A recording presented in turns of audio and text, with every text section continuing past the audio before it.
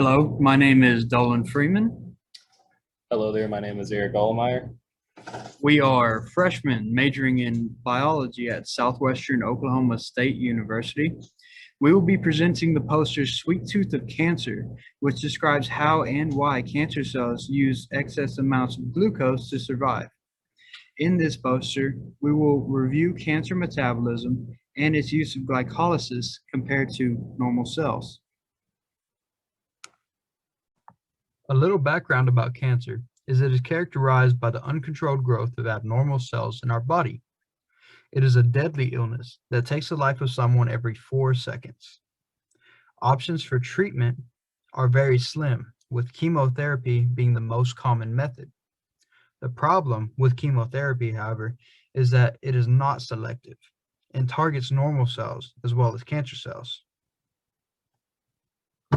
The purpose of this review poster is to discuss the key metabolic differences between cancer and normal cells.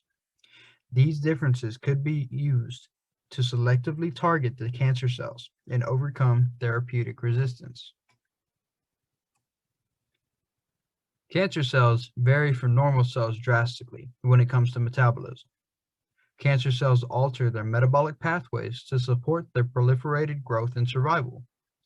The alterations done to the core cellular metabolic pathways allow for the two basic needs of cancer cells, which are rapid ATP generation to maintain energy status and increased biosynthesis of macromolecules. The figure displays the two metabolic alterations discussed. Tumors typically have the characteristic of an abnormal energy metabolism. Both cancer cells and normal cells require glucose, but cancer cells have a sweet tooth.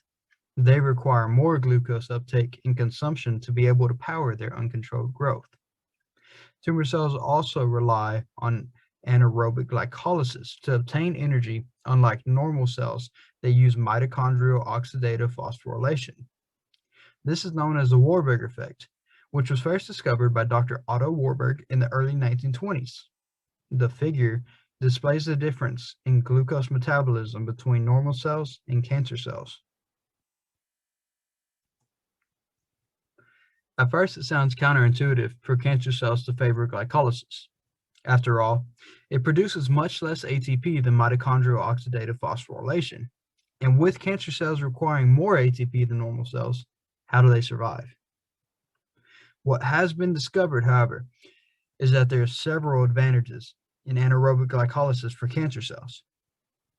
Glucose metabolism through anaerobic glycolysis has a much higher rate that causes lactate production from glucose to occur 10 to 100 times faster than the complete oxidation of glucose in the mitochondria.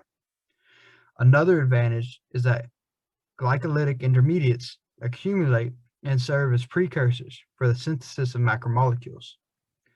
Acidification of the tumor's microenvironment helps cancer cells escape through the inhibition of lymphocyte activities.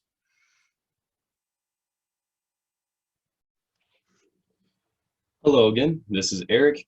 As Dolen previously discussed, cancer cells enhance their glycolysis, producing lactate, even in the presence of oxygen. Jumping to the next slide, you'll see figure 3 showing the enzymes used in the steps of the glycolytic pathway. Glycolysis is actually a series of 10 metabolic reactions catalyzed by various enzymes. However, I am only going to focus on some of the key enzymes in glycolysis that are upregulated in different kinds of tumors, including glucose transporters, hexokinases, lactate dehydrogenase, and pyruvate kinases. Glucose transporters are proteins that transport glucose across the cell membrane. With increased glucose uptake by tumor cells, more glucose will be needed to be transported across the cell. While the glucose transporter variants 1 and 3 have been identified as the main glucose contributors, their mechanisms are still unknown. After the rapid entry of glucose into cancer cells on the glucose transporters, the highly glycolytic phenotype is supported by hexokinase, primarily hexokinase 2. Hexokinases function to convert glucose into glucose 6-phosphate, where sugars start to enter glycolysis. Another enzyme is lactate dehydrogenase. It functions to convert lactate to pyruvate in the last step of glycolysis.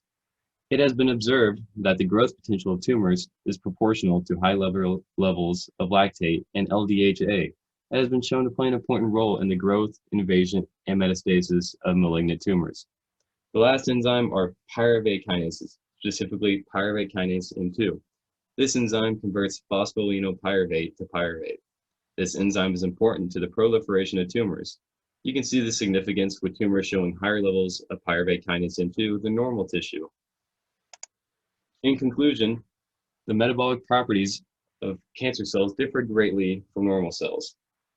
Cancer cells undergo metabolic rewiring to support their survival and growth by using conventional metabolic pathways to produce energy, synthesize biosynthetic precursors, and maintain redox balance.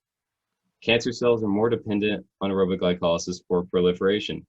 With these in mind, we believe we can understand the metabolic differences in how cancer cells feed themselves can help us develop the novel therapeutic options that can lead to selective targeting of cancer cells. We would like to acknowledge and thank the Guy Hagen Endowment Fund and the College of Arts and Science Grant for their continued support. Thank you for taking your time to listen.